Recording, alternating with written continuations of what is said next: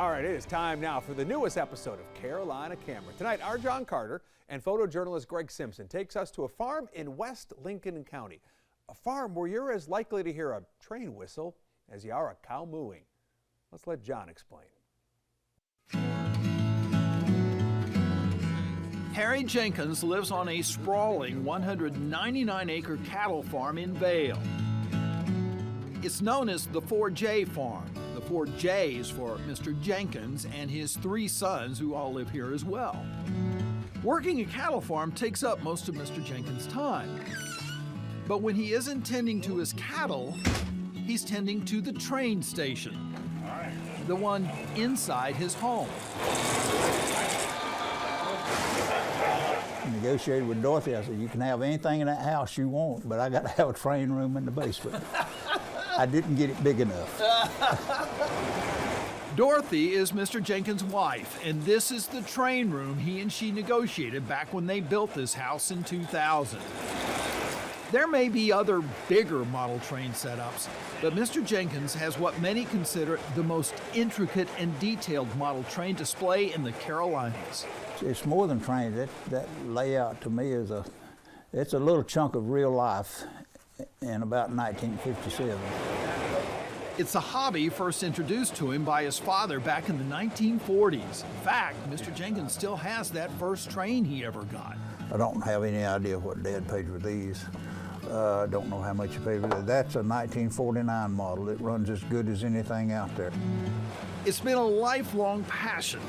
Well, except for the time when he was 16 and he says it was all about having a car and a girlfriend. Then a few years later, after he was married, we were shopping, and here goes this train under a tree in one of the stores. I don't remember which one. It had sound, and I thought, God, that's amazing.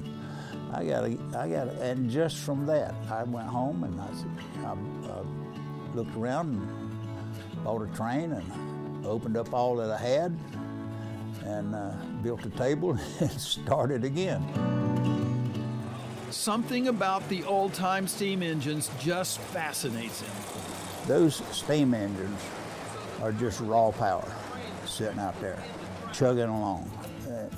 You can see the mechanism, you can see it run. It's not an enclosed motor turning a drive shaft. It's turning a differential. You know, these things are one wheel leading another wheel.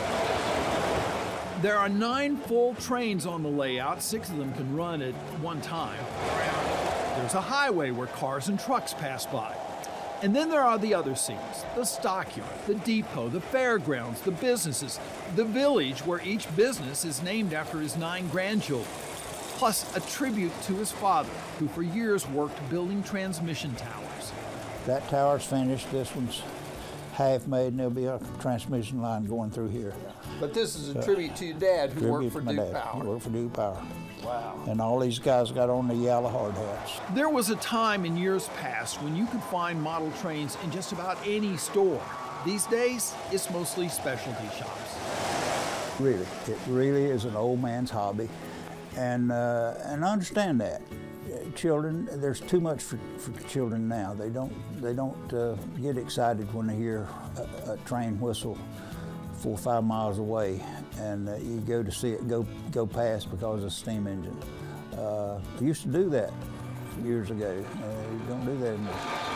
But when you look at this magnificent display, you can only feel it could still inspire a young person to carry on the tradition. After all, Mr. Jenkins says there's still a lot of work to be done. It'll never be finished. And I've heard a lot of old people say that, you know.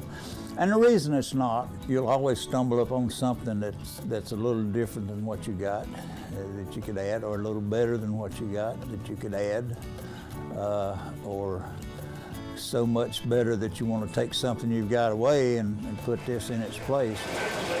All aboard, everyone. John Carter with the Carolina Camera in Lincoln County.